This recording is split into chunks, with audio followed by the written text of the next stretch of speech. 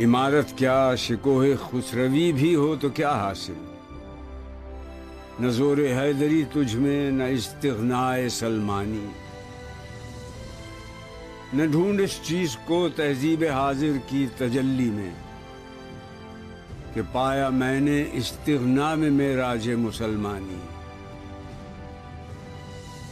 عقابی روح جب بیدار ہوتی ہے جوانوں میں، نظر آتی ہے اس کو اپنی منزل آسمانوں میں۔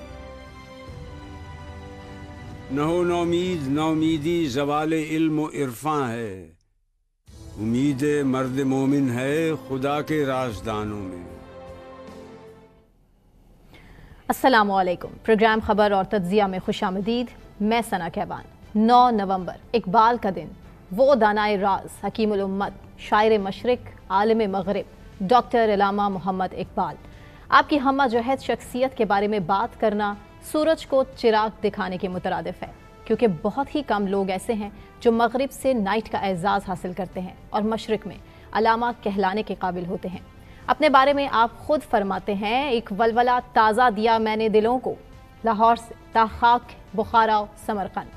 علامہ کا اعزاز یہ ہے کہ قدرت نے ان کے کلام و خیال کو زمین و مکاں کی قید سے آزاد ہو کر بے کراں گہرائیوں اور آفاقی بلندیوں عطا کی۔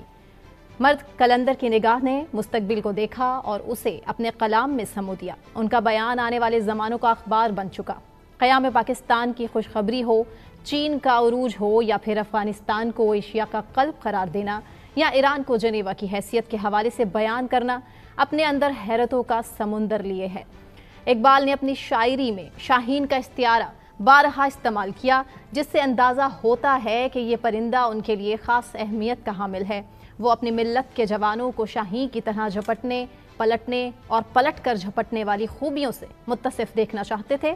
وہ نوجوان سے مخاطب ہو کر فرماتے تھے، تیرا جوہر ہے، نوری پاک ہے تو، فروغ دیدائے افلاک ہے تو، تیرے سیدھے زبوں فرشتہ حور کے، شاہین شہ لولاک ہے تو، پرندوں کی دنیا کا درویش ہوں میں کہ شاہین بناتا نہیں آشیانہ۔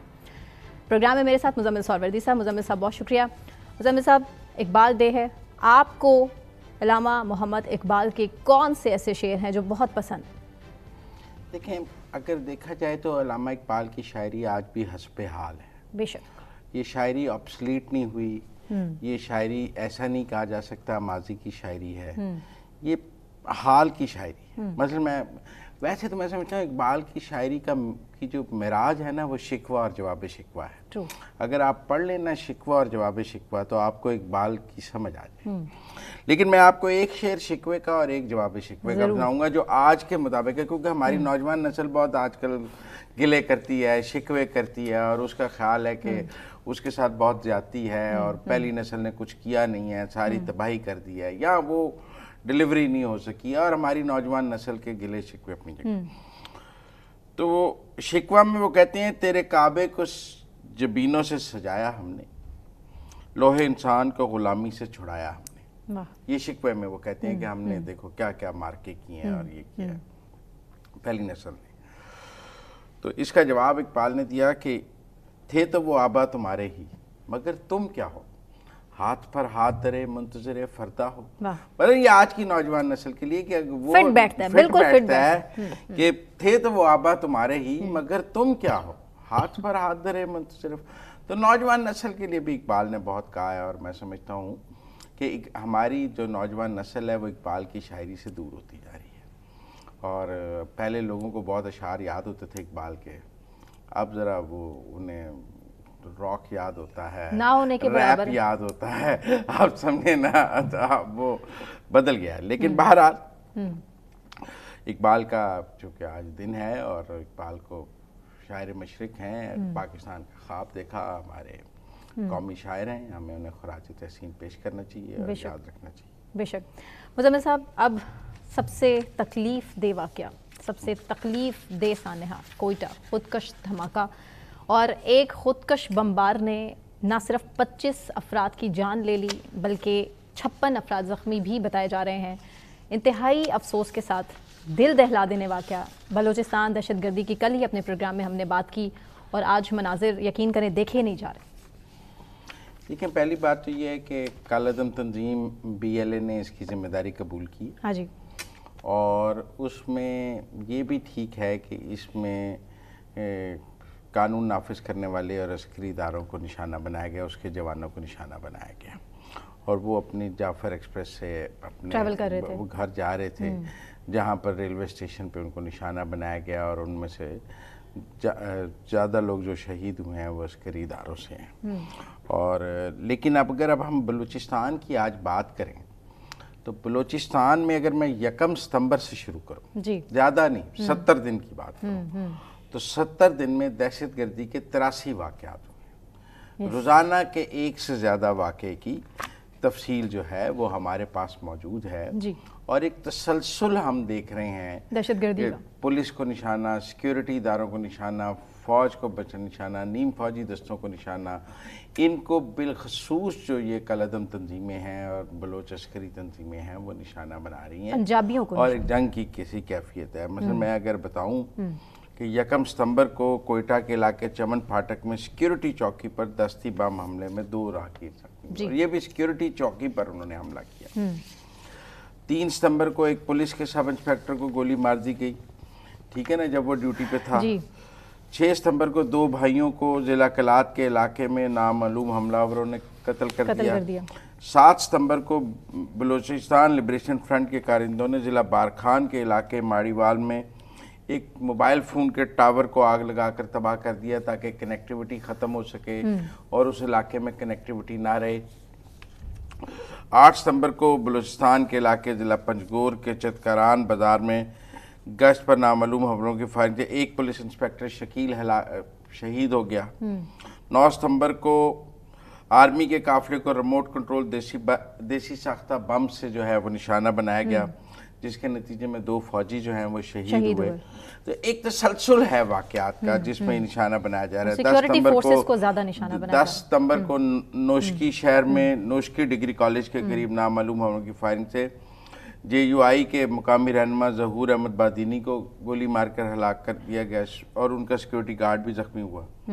10 ستمبر کو بلوچستان لبریشن آرمی کے کارندوں نے مستونگ قصبے میں, اور یہ ذمہ داری قبول کرتے ہیں, ایسا نہیں ہے آج بھی انہوں نے ذمہ داری قبول کی ہے تنظیموں نے, وہ ہر واقعے کے بعد ایک پریس ریلیز جاری کر کے ذمہ داری قبول کرتے ہیں کہ یہ میں نے کیا ہے, یہ میں نے کیا نے ایک فوجی کیمپ کے قریب سیکیورٹی چوکیوں پر دستی بم سے حملہ کیا, جس کے نتیجے میں 3 فوجی زخمی ہوئے.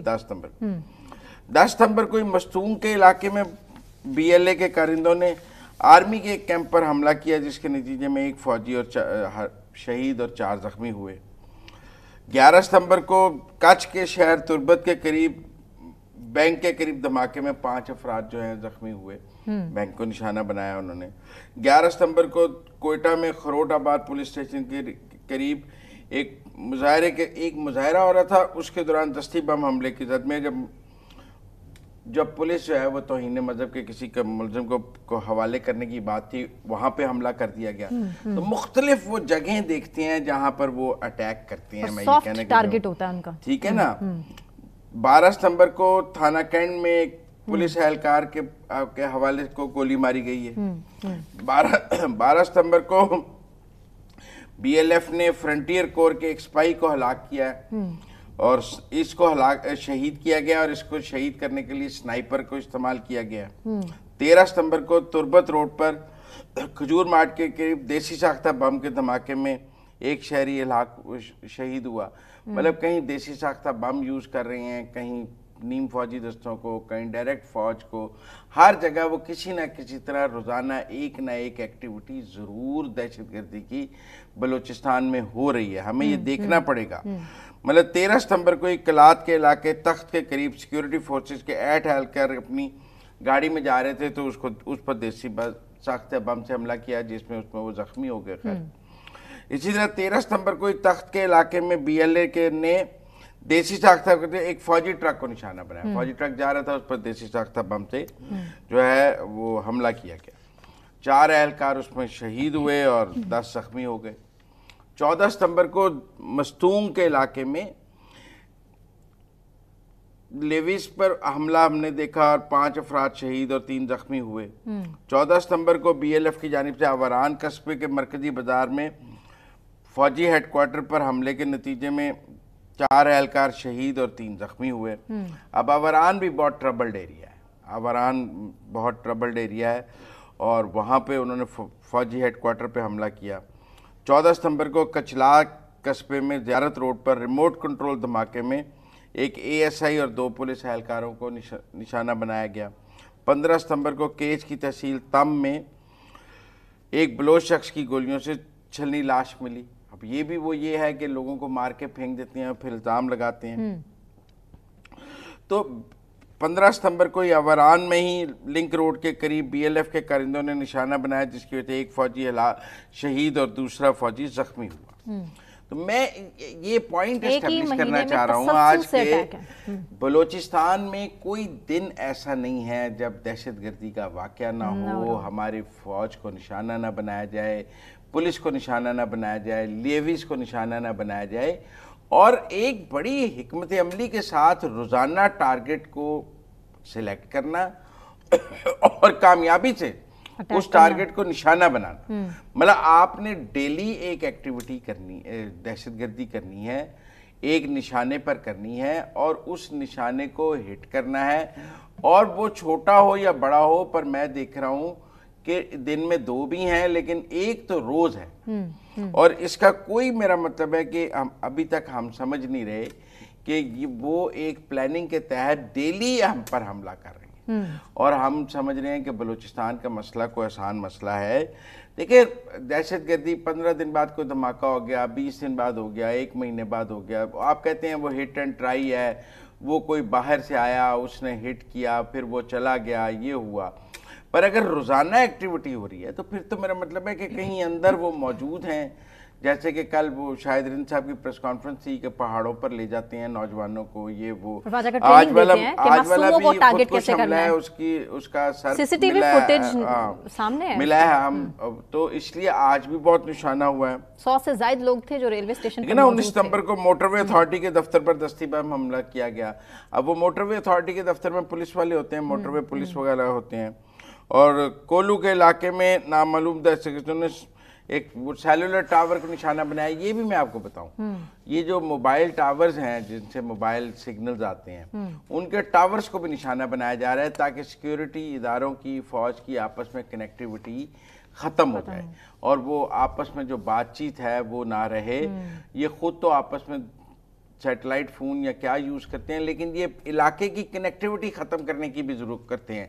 इसीलिए इलाके में जो टावर है मोबाइल का, जिससे सिग्नल आते हैं, जिससे मोबाइल आते हैं, उनको भी निशाना बनाया जा रहा है, चाहे उसमें जानी नुकसान कोई ना हो लेकिन वो टावर ख़त्म होने से कनेक्टिविटी ख़त्म करते हैं, फिर उसके बाद अपनी दहशतगर्दी की कार्रवाई करते हैं। लिहाजा एक तसलसल हमने देखा है कि वो कम्युनिकेशन को ख़त्म करने के लिए टावर्स को भी निशाना बना रहे हैं और उनकी एक हिकमत अमली ये है कि बलूचिस्तान में के जो दूर दराज इलाके हैं वहाँ पर मोबाइल सिग्नल्स ख़त्म कर दिए जाएं ताकि एक जगह जो आपस में कनेक्टिविटी है इदारों की वो ना रहे और सूबे पर कंट्रोल करने की इनकी नापाक अज़ाइम है, जैसे कि कल भी हमें उस शख्स ने बताया था, तलत अजीज ने। ठीक है ना। तो ये जो आप 22 सितंबर को जिला खारान के इलाके में BLA के कारिंदों ने फौजी कैंप पर रॉकेट हमला किया जिससे एक फौजी एहलकार शहीद हो गया। अब वो रॉकेट हमले भी करते हैं, दस्ती बम हमले भी करते हैं, वो खुदकुश हमला भी करते हैं, वो रिमोट कंट्रोल हमला भी करते हैं। इसका मतलब है उनके पास मल्टीपल डिवाइसेस हैं ऑपरेट करने के लिए। मतलब ऐसा नहीं है कि सिर्फ खुदकुश हमला कर रहे हैं तो जी वो कोई खुद बांध के आ जाता है तो वो कर लेता है, नहीं, वो दस्ती बम भी फेंकते हैं। हमने रिमोट कंट्रोल भी देखा है कि उन्होंने रिमोट कंट्रोल से भी किया है, वो लैंड माइन भी बिछाते हैं, वो उसके साथ साथ जो है वो रॉकेट भी यूज़ करते हैं। तो मेरा ये मौक़िफ़ है कि हमला करने के लिए उनके पास असला भी मौजूद है और मुख्तलिफ किस्म का असला मौजूद है जिससे वो निशाना देते हैं। ठीक है ना। और इसके अलावा जो पुलिस की सर्विलेंस की गाड़ियां हैं, जो पुलिस की गश्त कर रही होती हैं गाड़ियां, उनको भी खुसूसी तौर पर निशाना बनाया जाता है। मतलब 25 सितंबर को उन्होंने कोयटा के मशरकी बाईकास के इलाके में पुलिस की जो गश्त कर रही थी पार्टी उसको निशाना बनाया। 2 पुलिसकार उसमें शहीद हो गए, 12 जख्मी हो गए। अब वो पुलिस को भी डरा रहे हैं ताकि पुलिस गश्त ना करे, पुलिस इलाके में निकले ना, फौज ना निकले। फौजी ट्रक पे दस्ती बम हमला मारा ताकि वो فوج کی، پولیس کی، لیویز کی موومنٹ کو کم کرنے کے لیے ان کو نشانہ بناتے ہیں تاکہ وہ علاقہ ان کے کنٹرول میں آ جائے اور پھر وہاں پر قانون نافذ کرنے والے ادارے جو ہیں اپنی رٹ کھو دیں اور ان کی رٹ قائم ہو جائے۔ اب میں یہ کہہ رہا ہوں کہ میرا مطلب ہے کہ آپ دیکھیں وہ ایک اسٹریٹجی کے تحت ہمارے جو قانون نافذ کرنے والے ادارے ہیں، جو ہمارے لا اینڈ آرڈر نافذ کرنے والے ادارے ہیں، جو امن قائم کرنے والے ادارے ہیں، ان سب کو نشانہ بنا رہے ہیں، اور ان سب کو اس لیے نشانہ بنا رہے ہیں دور دراز علاقوں میں تاکہ وہ ان علاقوں کو اس میں اپنا کنٹرول قائم کر سکیں۔ تو اس لیے میرا خیال ہے کہ یہ ایک جدید جنگ ہے، یہ کوئی روایتی جنگ نہیں ہے۔ میں یہ نہیں کہہ رہا کہ یہ کوئی روایتی جنگ چل رہی ہے اور اس روایتی جنگ کے چلنے کی وجہ سے جو ہے تو اس لیے 30 ستمبر کو تحصیل تم کے روڈ پر فوجی کیمپ پر راکٹوں سے اور بھاری ہتھیاروں سے حملہ کیا گیا، جس میں 2 فوجی شہید ہو گئے۔ اب آپ دیکھیں نا، انہوں نے ایک فوجی کیمپ پر راکٹوں اور بھاری ہتھیاروں سے حملہ کیا، پھر آگے سے ان کو ریبٹ کیا گیا۔ لیکن ہم نے یہ دیکھا ہے کہ ایسا نواب اکبر بگٹی کی برسی کے موقع پر بھی ایک رات پہلے انہوں نے بلوچستان میں ملٹیپل اٹیکس کیے، اور ان اٹیکس کے نتیجے میں ایک رات پہلے انہوں نے بہت نقصان کیا، سڑکوں پر کھڑے ہو گئے، پنجابیوں کو مارتے ہیں۔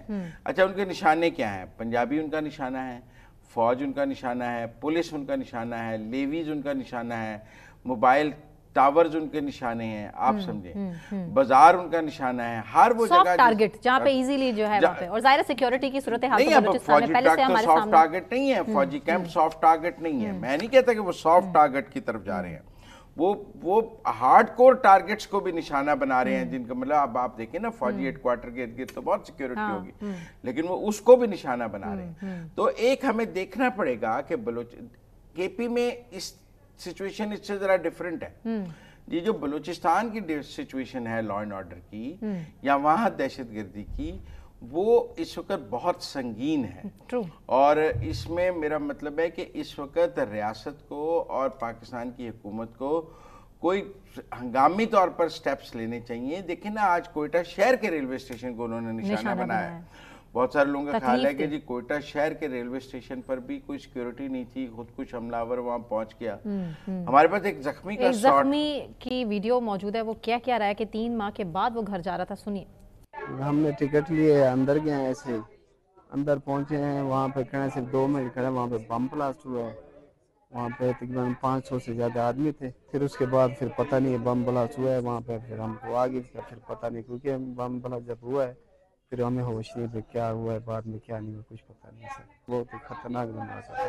حکومت سے یہ مطالبہ ہے کہ ان لوگوں کا سے بچت کرائے ہماری۔ یہ مزدور طبقے کا کیا قصور ہے؟ یہاں پہ کوئی کام کرنے کے سلسلے میں آتا ہے، کوئی دہشت گردی پھیلانے تو نہیں آتے یہاں پہ۔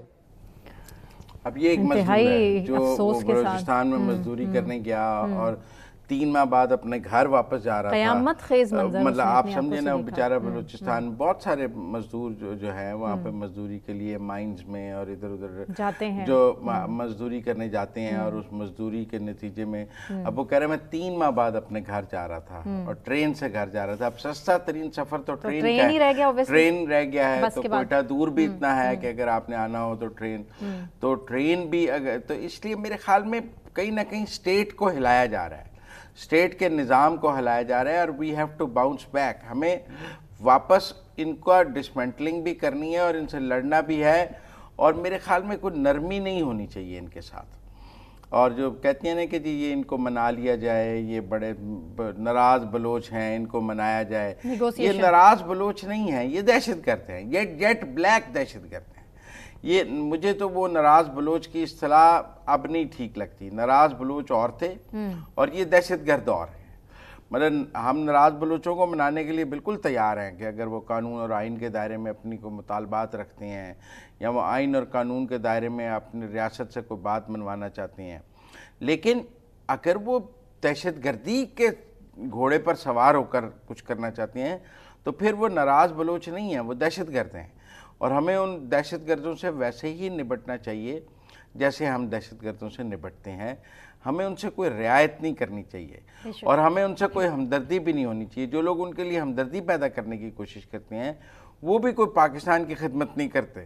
تو اس لیے میرا خیال ہے کہ بلوچستان کی گورنمنٹ کو بھی اور فیڈرل گورنمنٹ کو بھی इस हवाले से एक नया नेशनल एक्शन प्लान जो सिर्फ बलूचिस्तान के लिए बनाया जाए वो बनाना चाहिए, ताकि वहाँ पर इस सारे का कला कमा किया जाए। ठीक है मुज़म्मिल साहब, ब्रेक लेते हैं। ब्रेक से वापस आने के बाद पाकिस्तान तहरीक इंसाफ के सवाबी जलसे का जिक्र करेंगे। हमारे साथ रहिए।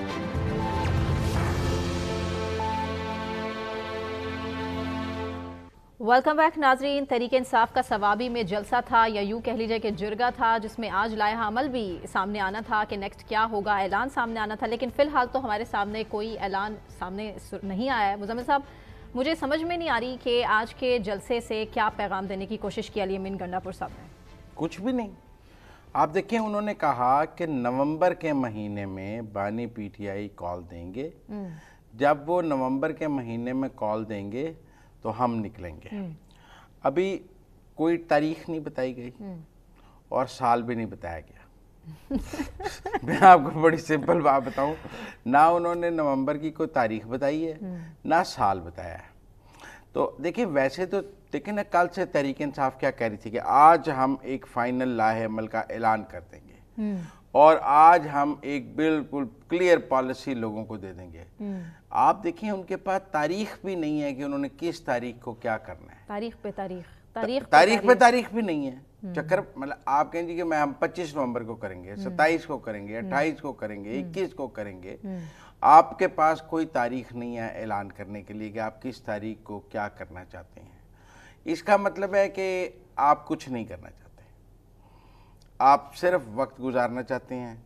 नवंबर गुजर जाएगा तो जी दिसंबर में कॉल देंगे, दिसंबर गुजर जाएगा तो जी जनवरी में कॉल देंगे, और इस तरह लोगों की उम्मीद कायम रखनी है। फिर ये कहने लग जाएंगे कि जी ट्रंप हलफ ले ले तो फिर कॉल देंगे। अच्छा, असद कैसर साहब ने कहा है कि जल्द अपोजिशन के साथ बड़ा इत्तेहाद बनाने वाले हैं, उसके लिए कोशिशें बड़ी तेजी से जारी हैं। जब तक गंडापुर मौजूद है ना, तब तक अपोजिशन का इत्तेहाद नहीं बन सकता।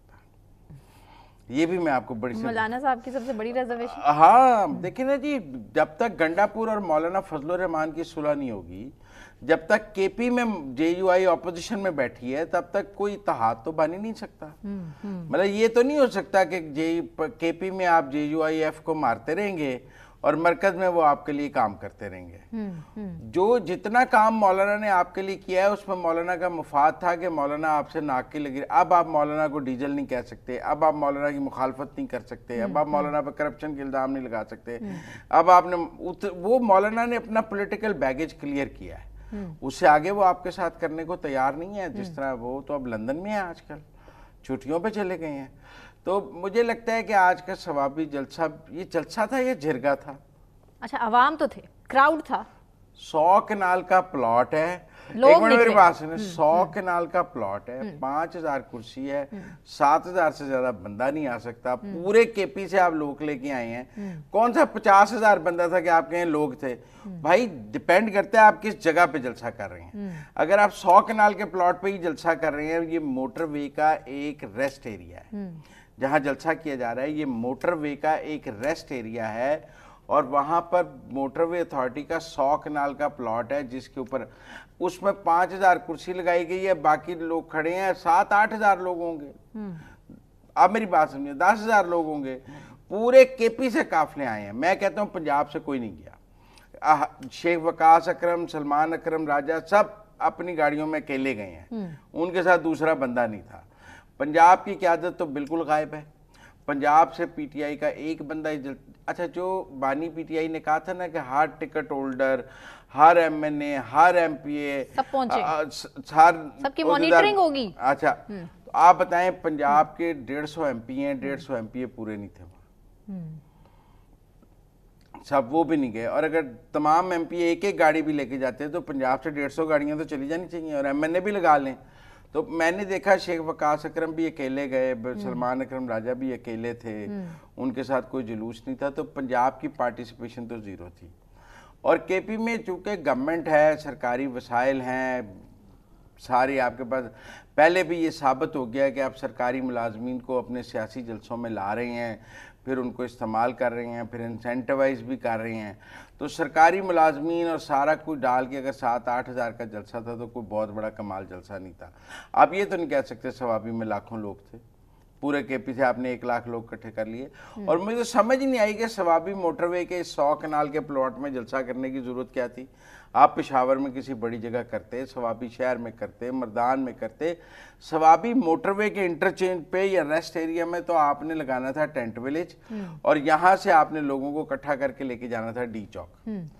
जब आपने अपना वो प्लान ख़त्म कर दिया तो आपने लोगों को मोटरवे पे इकट्ठा क्यों किया? मतलब यहाँ तो आप आज यहाँ से लोगों को मोटरवे पे इकट्ठा करके तो आप रेस्ट एरिया से डी चौक ले जाते, पर आपका वो तो कोई मूड ही नहीं था, तो फिर मोटरवे के रेस्ट एरिया में जलसा करने की क्या जरूरत है? आप किसी शहर में करते।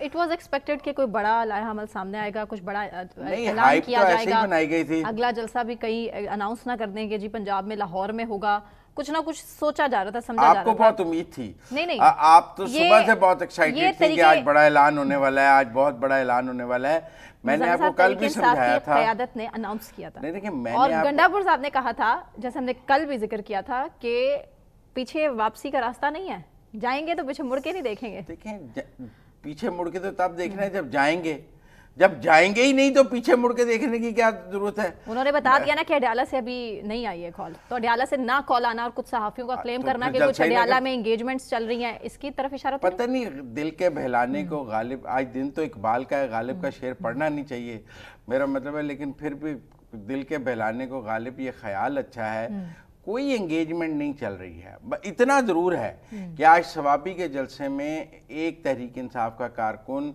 अमेरिका का झंडा जरूर ले आया। हाँ, ये बड़ी गौरतलब बात है। और अच्छा, बाकी पहले क्या होता था? पकड़ पहले अफगानिस्तान के झंडे आते थे। अच्छा, पहले हम देखते थे कि तहरीक इंसाफ के जलसों में अफगानिस्तान के झंडे आते थे और हम कहते थे कि अफगानी आते हैं उसमें, और वो अफगानिस्तान के झंडे ले आते हैं। अभी अमेरिकन। अच्छा, अब सूरत हाल ये है कि एक अमेरिकी झंडा आ गया, एक आया, ज्यादा नहीं आए मतलब, और मुझे तो, और उसको भी उसने झंडा लहराने की कोशिश की है, कुछ लोगों ने उसे रोका भी है, बाकी सबने झपट लिया उसको, पकड़ लिया कि तुम क्या कर रहे हो। लेकिन वो अमेरिकी, देखिए ना, अमेरिका से मोहब्बत तो फिर जलसों में जब झंडे आ रहे हैं तो नज़र तो आ रही है ना कि अब तहरीक इंसाफ के अंदर अमेरिका से मोहब्बत का जज्बा, जलसों में अमेरिका के झंडे आने शुरू हो गए हैं।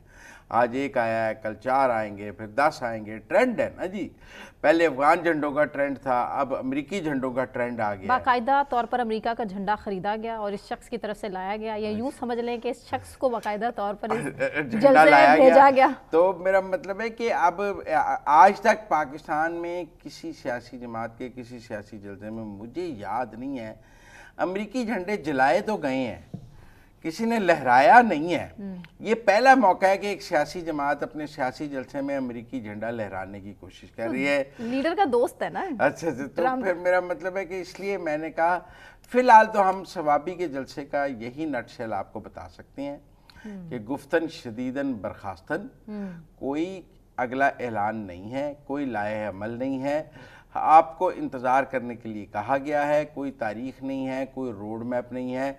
अभी ये है कि घर जाएं, आराम से बैठें और हमारा इंतज़ार करें। अब की दफ़ा वर्कर निकलेगा आपके लिए और आप उसको इस तरह चक्कर दे के वापस घर भेज देंगे, हलफ लेके भेज देंगे घर, हलफ लेके घर भेज देंगे, और फिर आप कहेंगे कि मेरा मतलब है कि हम बड़ी, इतना जरूर है कि आज गंडापुर और शेर अफजल मरवत की सुलह नजर आई। अच्छा, दोनों स्टेज पर मेरा ख्याल है आपको पता है शेर अफजल मरवत के भाई को प्रोविंशियल कैबिनेट से निकाला गया था, और शेर अफजल मरवत केपी गवर्नमेंट के बहुत खिलाफ थे और वो कहते थे वहाँ बहुत करप्शन हो रही है और वो केपी थे। तो आज लगता है कि और कुछ हुआ है या नहीं हुआ, दोनों शेर अफजल मरवत और गंडापुर की सुलह हो गई। ये एस्टैब्लिशमेंट ने कराई, क्योंकि बंदे तो दोनों कहीं ना कहीं। मुझे लगता है पिछले दिनों जो खान साहब से मुलाकात हुई है या बानी पीटीआई से जो मुलाकात हुई है उसमें कोई ये सुलह की बात हुई होगी, क्योंकि शेर अफजल मरवत भी काफी बोलते थे केपी गवर्नमेंट के खिलाफ, लेकिन डल थे आज भी, बॉडी लैंग्वेज उनकी बता रही थी उनके। हाँ, मतलब उन्होंने सुलह बादले नाखास्ता की है, वो को खुश दिली से नहीं। गंडापुर बहुत जुबिलेंट थे। हाँ, वो मरवत साहब खड़े हुए और उसको हाथ हिलाया। ठीक है, शेर गंडापुर उनका हाथ पकड़ने की बार बार कोशिश करते थे और फिर तराना भी चलाया गया और फिर बानी पीटीआई की तस्वीरें भी पकड़ के दोनों ने लहराई और उनको स्पेशली अपने साथ खड़ा रखा, जो था कि किसी तरह शेर अफजल मरवत की सिस्टम में वापसी की बात है केपी के। लेकिन ओवरऑल मैं समझता हूँ कि it's a very politically a flop show. अच्छा।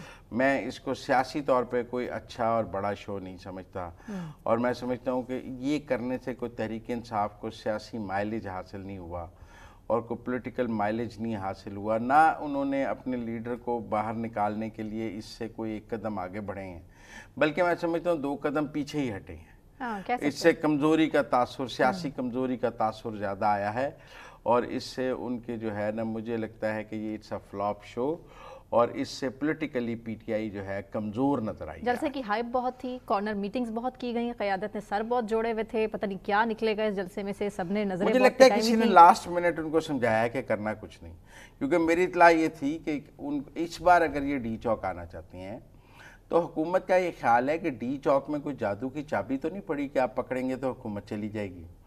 मेरा मतलब है वो कोई ऐसी विनिंग लाइन तो नहीं है कि जो वहाँ पहुँचेगा हुकूमत उसको मिल जाएगी, और अगर पीटीआई वाले डी चौक पहुँच गए तो उन्हें हुकूमत मिल जाएगी या उनका लीडर रिहा हो जाएगा। आप डी चौक पहुँच भी जाएँ तो क्या हो जाएगा?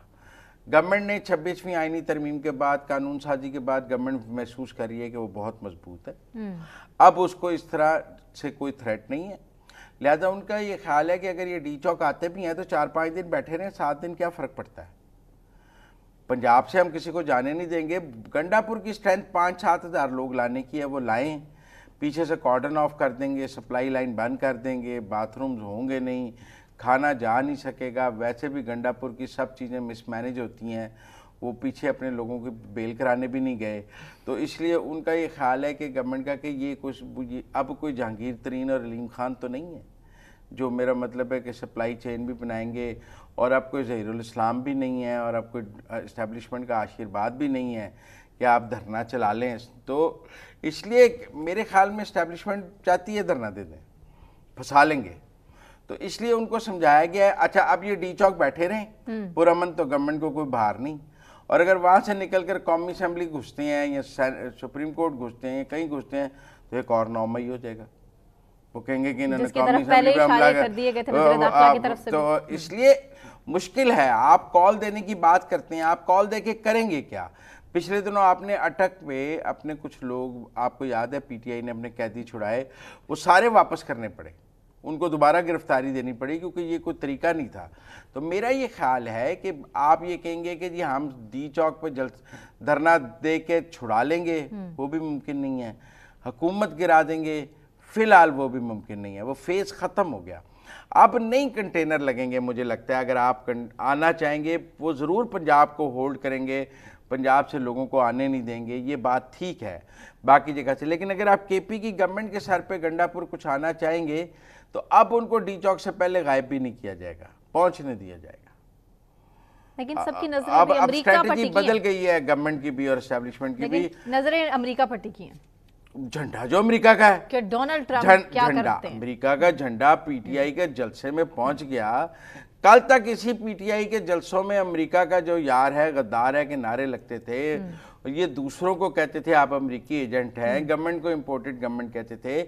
आज इनके जलसों में लोग अमेरिकी झंडे लेके आ रहे हैं, इनकी अमेरिका के लिए जो मोहब्बत है वो काबिल दीद है, तो ये कोई छोटी बात तो नहीं है, बड़ी तब्दीली है। इम्पोर्टेड से आज प्रो अमेरिकन आज झंडे आना कोई आसान बात थोड़ी है, ठीक है ना। देखते हैं क्या देखना है, देख लिया आपने झंडा, और क्या देखना है आपने, मेरा मतलब देखते हैं क्या है। आपको नहीं यकीन आ रहा कि अमेरिकी झंडा है? जो झंडा लेकर आया था उसका हाल भी तो देख लिया, लोगों ने पकड़ के क्या हाल क्या किया उस पे? क्या पीटीआई गवर्नमेंट ने, केपी की गवर्नमेंट ने एफआईआर दे दी है? पता नहीं, अब आइडेंटिफाई करेंगे कौन है, कौन एफआईआर दे दी है क्या, उस पर पर्चा दे दिया? नहीं, मेरा मतलब क्या है, वो झंडा खोल रहा है, केपी हाउस पर हमला किया था, तो मेरा मतलब है कि लेकिन उस कारकुन के अंदर अमेरिका के लिए मोहब्बत पैदा हो गई है। वो पीटीआई का कारकुन अब कितना प्रो अमेरिकन हो गया है, ठीक है ना। तो आप समझे वो इतना प्रो अमेरिकन हो गए हैं कि मेरा मतलब वो झंडे लेके फिर रहे हैं। आपको इससे ज्यादा पॉलिटिकल यू टर्न कहाँ नजर आएगा, ठीक है ना। ब्रेक लेते हैं नाज़रीन, ब्रेक से वापस आके कंटिन्यू करेंगे, हमारे साथ रहिए।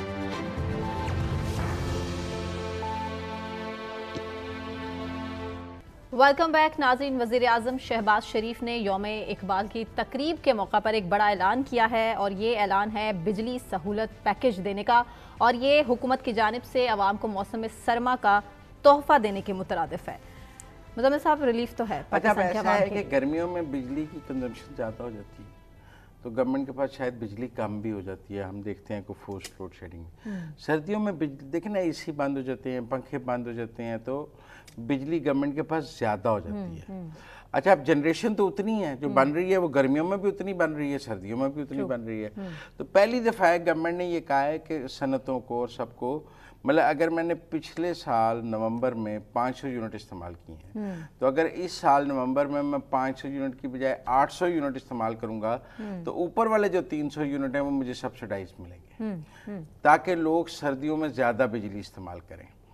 گرمیوں میں یہ بنیادی طور پہ صنعتوں کے لیے ہے کہ وہ سردیوں میں زیادہ صنعتیں چلائیں, دن رات چلا لیں, اپنی پروڈکشن بڑھا لیں, کام تیز کریں. کیونکہ اکثر ہمارے صنعتوں والے جو ہیں وہ یہ کہتے ہیں کہ جی بجلی کی قیمت بڑی زیادہ ہے نا, تو ہم اس لیے صنعتیں جو ہیں وہ نہیں چلا پا رہے. تو گورنمنٹ نے ان کو 3 ماہ کا ریلیف دیا ہے کہ آپ بجلی سستی ہے, آپ صنعتیں چلا لیں, جتنی زیادہ بجلی استعمال کریں گے اتنی سستی آپ کو ملے گی. پہلے تو ہے نا, جتنی آپ اس سے پہلے پاکستان میں بلنگ ہے کہ جتنی زیادہ استعمال کریں گے اتنی مہنگی ملے گی. جی اب کانسیپٹ بدلا ہے گورنمنٹ نے, اس نے کہا ہے جتنی زیادہ استعمال کریں گے اتنی سستی ملے گی. تو ایک پیراڈائم شفٹ ہے گورنمنٹ کی, اور میں سمجھتا ہوں کہ یہ جو ہمارے منسٹر پار ہیں سردار اویس لغاری, انہوں نے یہ ایک نئی اسکیم متعارف کرائی ہے کہ جی زیادہ بجلی استعمال کریں سردیوں میں, لوگ زیادہ پروڈکشن کریں, زیادہ صنعتیں چلائیں, زیادہ کریں, تاکہ ان کو سستی بجلی ملے اور وائبل ہو جائے. اور میرے خیال میں پرائم منسٹر نے بھی شاید اویس لغاری صاحب کی اس پر بڑی تعریف کی ہے. لیکن ساتھ ہی ساتھ انہوں نے کہا ہے کہ یہ اس سال دسمبر 24 سے اگلے سال فروری 2025 تک اس پیکیج کا جو اطلاق ہو سکتا ہے. 3 ماہ کے لیے دیا ہے نا انہوں نے. جی 3 ماہ میں آپ اگر دیکھیں, یہ 3 ماہ پاکستان کے پاس بہت سرپلس بجلی ہوتی تھی, اور ہم کیپیسٹی پیمنٹس بھی کرتے ہیں, نہ بھی استعمال کریں تو پیسے دیتے ہیں. تو جب پرائم منسٹر نے سستی کر دی, ان کا مطلب ہے آپ زیادہ استعمال کر لیں. اور ہماری صنعتوں والے جو بجلی مہنگی ہونے کا بہت بلیم دیتے ہیں کہ ہم تو فیکٹریاں چلانا چاہتے ہیں, بجلی سستی ہو جائے, تو انہوں نے کہا 3 ماہ کے لیے سستی کرتے ہیں, آپ چلا کے دکھائیں, ایکسکیوز ہی ختم ہو. ٹھیک ہے نا. شہباز شریف صاحب کیا کہہ رہے ہیں وہ سن لیتے ہیں. اس کے لیے میں شکریہ ادا کرنا چاہوں گا اپنے وزیر پاور جناب اویس لغاری صاحب, ان کے لیے تالیاں بجائیں. اور سیکرٹری پاور, ان کے لیے بھی بہت تالیاں لگائیں. یہ انہوں نے بڑی محنت کی, بے پناہ محنت کی, اور یہ بڑے قابل, نیک نام, آنسٹ یہ لوگ ہیں. اچھا ویسے اویس لغاری صاحب نے کام کیا ہے. آپ دیکھیں آئی پی پیز پہ بہت کام ہوا ہے. 5 آئی پی پیز کے معاہدے جو ہیں وہ ریووک کیے گئے ہیں, جس کی وجہ سے کیپیسٹی پیمنٹ سے جان چھوڑی ہے. مزید آئی پی پی سے بات ہو رہی ہے. ایون ایک جرمن آئی پی پی کا بھی انہوں نے ریووک کیا, اس پر جرمن گورنمنٹ بھی احتجاج کر رہی ہے. انہوں نے بھی ایس آئی ایف سی کو, عاصم منیر صاحب کو خط لکھا ہے. میں سمجھتا ہوں اویس یہ جو ڈسکوز کے اب بورڈز کے ممبر لگائے گئے ہیں, کوئی پولیٹیکل نہیں لگایا گیا. ہم نے دیکھا ہے کہ جتنی ڈسکوز کے چیئرمین اور بورڈ ممبرز لگائے گئے ہیں وہ میرٹ پہ ٹاپ پروفیشنلز لگائے گئے ہیں. تو اوور آل جو اویس لغاری صاحب نے نا وزارت بجلی کو ایک نئی شکل اور ریفارمز دی ہیں, اس کے نتیجے میں یہ بھی ایک انوویشن ہے کہ جی آپ سردیوں میں بجلی سستی کریں, آپ کے پاس زیادہ ہے تاکہ صنعتیں زیادہ چل سکیں. اور اسی کے ساتھ ساتھ وہ اگلی گرمیوں سے پہلے بجلی سستی بھی کرنا چاہتے ہیں. وہ 10 روپے تک بجلی سستی کرنے کے ایک پلان پہ اویس لغاری کام کر رہے ہیں, اور اگر اگلی گرمیوں تک وہ 10 روپے بجلی سستی کر لیتے ہیں تو یہ کافی بڑا کام ہوگا, کیونکہ ہمارے ہاں تو چیزیں مہنگی ہوتی ہیں. اور سستی کرنے کے لیے تو میں سمجھتا ہوں پرائم منسٹر نے ٹھیک, ون آف دا منسٹرز جو ٹھیک کام کر رہے ہیں ان میں اویس لغاری صاحب ہیں, جو وزارت بجلی کو, کیونکہ بجلی کی قیمت سے لوگ بہت پریشان ہیں. اور اس وقت تو بجلی کی وزارت کوئی لینے کو تیار ہی نہیں تھا, کہ ٹیکنیکلی اتنی مشکل وزارت ہے کہ کوئی بھی لینے کے لیے اس کو پتہ ہے کہ اس کے لیے بڑے مسائل ہیں اور نہ بجلی سستی. اور اویس لغاری نے ایک مشکل وزارت لے کر اس میں تھوڑے عرصے میں پرفارم کیا ہے. انہوں نے آئی پی پیز کے ایشو پر پرفارم کیا ہے, ڈسکوز کے بورڈز کے ایشو پر پرفارم کیا ہے. اب یہ نئی اسکیم وہ لے کر آئے ہیں کہ سردیوں میں بجلی سستی کرنے کے حوالے سے کہ زیادہ بجلی استعمال کریں تو سستی ملے گی.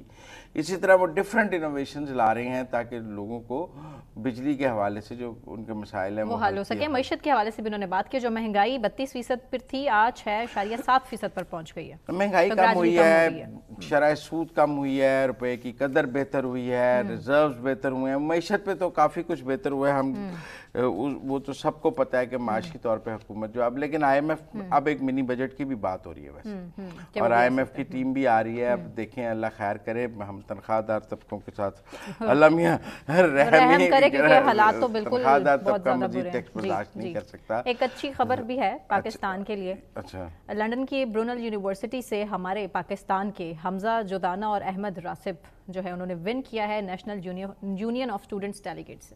کا الیکشن بھارت کے 2 جو کینڈیڈیٹس تھے وہ ہار گئے. ہمارے ساتھ ہی ہیں حمزہ حمزہ جودانہ سے ہار گئے اور احمد راسب سے ہار جو گئے. طالب علم ہے برونل یونیورسٹی لنڈن کے, وہ ہمارے ساتھ ہی ہیں. Hamza thank you so much for joining us. Hamza, یہ کیا الیکشن ہے جو آپ نے جیتا ہے جس میں آپ نے انڈین پینل کو شکست دی ہے برونل یونیورسٹی کے national union of students election میں؟ یہ کیا الیکشن ہر سال ہوتا ہے اور پچھلے سال کون جیتا تھا؟ یہ ایوری ایئر الیکشن ہوتا ہے national union of student delegate کا. آواز نہیں آ رہی ہے. اس میں اگر نیشنل یونین آف اسٹوڈنٹس میں آپ نے یونیورسٹی کے اسٹوڈنٹس کو ریپرزینٹ کرنا ہوتا ہے نیشنل لیول کے اوپر. نیشنل لیول کے اوپر ایک کانفرنسز ہوتی ہیں جدھر ہر یونیورسٹیز کے اسٹوڈنٹس آتے ہیں 5 گروپس کے ساتھ, اور وہاں پہ کوئی مسئلے مسائل یا کوئی لا پاس کرنا ہو یونیورسٹی سے ریلیٹڈ تو آپ اس کانفرنس میں اس لا کو پاس کرتے ہیں یا امینڈ کرتے ہیں. تو یہ ہر سال یہ الیکشن آٹم الیکشن کے نام سے ہر یونیورسٹیز میں ہوتا ہے. کتنے اسٹوڈنٹس ہیں جنہوں نے ووٹ ڈالا ہے؟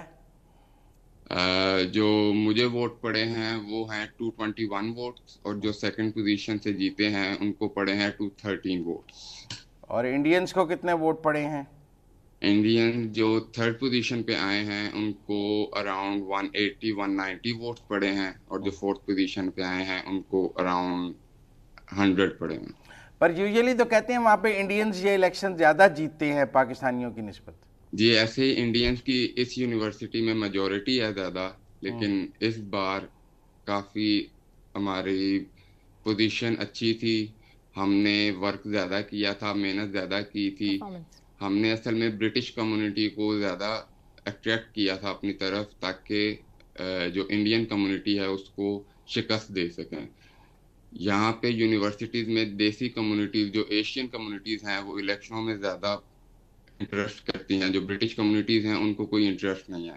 تو اس سال ہماری کوشش یہی رہی ہے کہ ہم برٹش کمیونٹی کو اٹریکٹ کریں تاکہ میجورٹی کو شکست دے سکیں.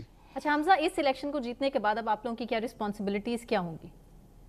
اب ہم نے کانفرنسز کے اندر جانا ہے. جیسے یونیورسٹی ہمیں کال کرے گی, ہم نے اپنے اسٹوڈنٹ کے کوئی مسئلے مسائل, کوئی جس طرح سے یہاں پہ مینٹل ہیلتھ کے بارے میں کافی فوکس کیا جاتا ہے انٹرنیشنل اسٹوڈنٹس کو. اب اس چیز پہ اب ہم نے کانفرنس میں کوئی لا پاس کرانا ہوگا تو کانفرنس بٹھائی جائے گی جدھر ہر یونیورسٹی سے اسٹوڈنٹس آئیں گے اور وہ امینڈ ووٹ کریں گے امینڈ کے لیے یا پاس اور ریجیکٹ کے لیے. اور یونیورسٹی سے بھی پاکستانی اسٹوڈنٹس جیتے ہیں, آپ کو پتہ لگا ہے یو کے میں اور یونیورسٹی سے بھی؟ ابھی تک تو اپنی یونیورسٹی سے ہی جیتے ہیں کیونکہ ابھی کانفرنس سٹارٹ نہیں ہوئی, تو فائنل کینڈیڈیٹس کے نام ابھی ریلیز نہیں ہوئے. ٹھیک ہے.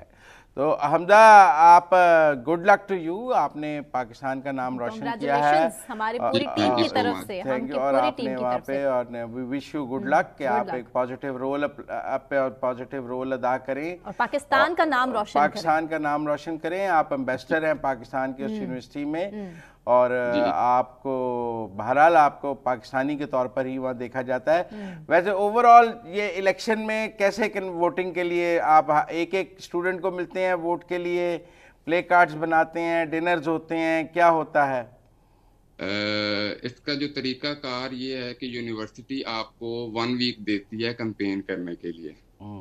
اس 1 ویک سے پہلے آپ کیمپین نہیں کر سکتے, اور ایک فنڈ ہوتا ہے جو یونیورسٹی لمٹ پرووائڈ کرتی ہے کہ آپ اس 30 پاؤنڈ سے زیادہ آپ نہیں ایکسپینس اپنا نہیں لگا سکتے کیمپین کے ساتھ. اور جو 1 ویک کے بعد 2 ڈیز جو الیکشن ہوتے ہیں, ووٹنگ جو ڈیز ہیں وہ 2 ڈیز ہیں. اب ووٹنگ ڈیز کے اوپر ڈپینڈ کرتا ہے, آدھی جو آپ کی ووٹنگ لسٹ ہوتی ہے وہ ووٹنگ ڈیز پہ ڈپینڈ کرتی ہے کہ آپ کس کس کو پکڑتے ہو یونیورسٹیز کے اندر, ان کو اٹریکٹ کرتے ہو, ان کو کنونس کرتے ہو کہ آپ نے مجھے ووٹ کیوں کرنا ہے. ان کو کنونس کر کے اپنے موقع کے اوپر ان کو ووٹ ڈلوانا ہوتا ہے. ویری گڈ حمزہ, کنگریچولیشن ونس اگین, موٹیویشن ہے آپ, انسپریشن ہے ہمارے ینگسٹرز کی, ہمارے یوتھ کی, کنگریچولیشن ونس اگین. دیکھیں ہماری پاکستان میں یونیورسٹیز میں الیکشن نہیں ہوتے, لیکن نا یہ اسٹوڈنٹ کونسلز کے الیکشنز یو کے میں ہوتے ہیں, ایک پاکستانی لڑکا جا کے جیت لیتا ہے. پاکستانی یونیورسٹیز میں یہ الیکشنز نہیں ہوتے. ہم نے اسٹوڈنٹس یونینز بھی بین کی ہوئی ہیں اور یونیورسٹیز کی اپنی اسٹوڈنٹ کونسلز بھی بین ہیں. یہاں پر الیکشنز نہیں ہوتے, اور ہمارے بچے جب باہر جاتے ہیں وہ برٹش اسٹوڈنٹس کو بھی شکست دے دیتے ہیں, وہ انڈین اسٹوڈنٹس کو بھی شکست دیتے ہیں. لیکن ہم کہیں گے جی یہ جو ہماری یونیورسٹیز ہیں یہاں پر ووٹ ڈالنے کی اجازت نہیں ہوگی, یہاں پر الیکشن نہیں ہوگا. اب وہاں ہر سال الیکشن ہوتا ہے, ہر سال لوگ ووٹ ڈالتے ہیں, اور انہوں نے اصول بنائے ہوئے ہیں کہ آپ 30 پاؤنڈ سے زیادہ نہیں خرچ کر سکتے, مثلا کوئی کھانے نہیں ہوں گے, کوئی کچھ نہیں ہوگا, آپ نے انڈیویجولی قائل کرنا ہے. تو میرے خیال میں پاکستان میں بھی ہمیں یونیورسٹیز میں کم از کم یہ جو الیکشن ہیں ان کو شروع کرنا چاہیے. بالکل بالکل کرنا چاہیے. مزمل صاحب بہت شکریہ آپ کا بھی. اسی کے ساتھ ناظرین مجھے ثنا کیوان کو اجازت دیجیے, اپنا بہت خیال رکھیے. اللہ حافظ.